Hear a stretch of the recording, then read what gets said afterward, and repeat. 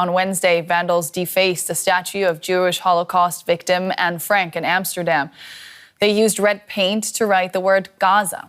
According to a newly published survey, 75% of Jews living in Europe feel they're being held responsible for the actions of the Israeli government.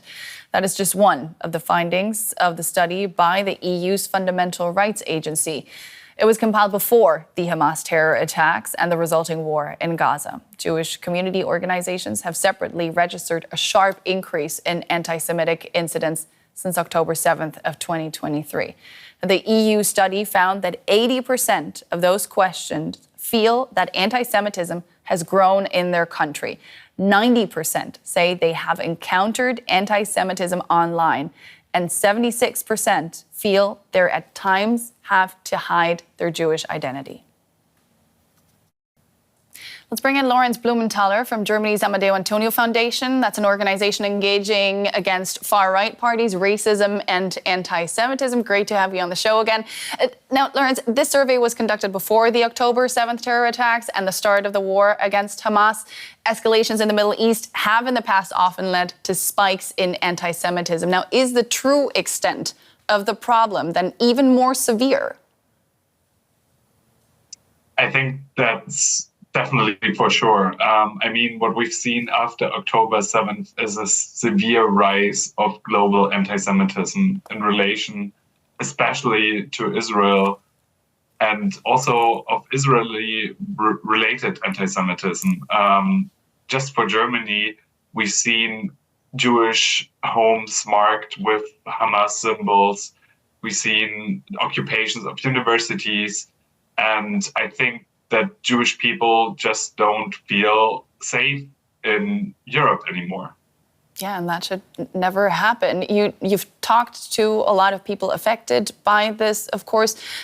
Just give us a sense of how this rising anti-Semitism is impacting the daily lives of Jewish people living in Europe.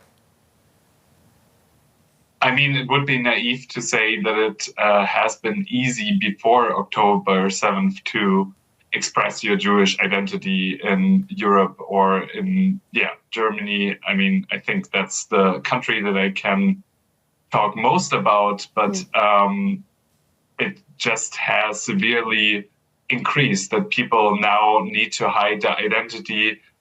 People have to take security measures, not just for the expression of religious rituals within synagogues, but also, I mean, just for daily life, for gatherings, and all of these things have changed severely. And I don't think that we have yet reached the peak of this rise of anti-Semitism within Europe. And almost all Jewish people who took part in the survey said they had experienced anti-Semitism. But where in society does that hate come from? It's no longer just the far right, is it? No, of course not. I mean, it never has just been the far right, especially if you look into countries like France, where we've seen a lot of anti-Semitic terror attacks driven by Islamism. But what in a way leads to this new spike of anti-Semitism is also social media and the expression of what we call viral anti-Semitism. It doesn't no longer need any established anti-Semitic thoughts, but through the sheer exposure to anti-Semitic content, especially on platforms like TikTok or Instagram, and the combination of mis and disinformation together with anti-Semitic tropes, we see this new rise of what I would call viral anti-Semitism. What can be done to rein that in, to rein in online hate speech, because it's often anonymous? I mean, in a lot of ways, the platforms have a responsibility to delete the recognizable anti-Semitic content. Does that happen, though, in practice?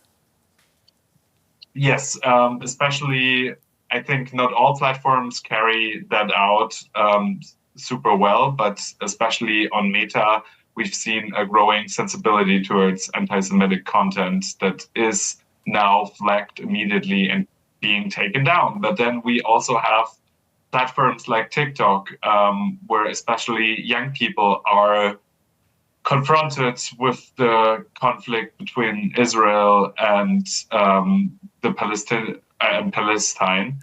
And we've seen that, for example, after the bombing of the hospital in February, where the combination of an uncertain news situation led to an immediate spike of anti-Semitic incidences and videos being shared that just were not prompting the truth, while even established newspapers were not even sure about what had happened.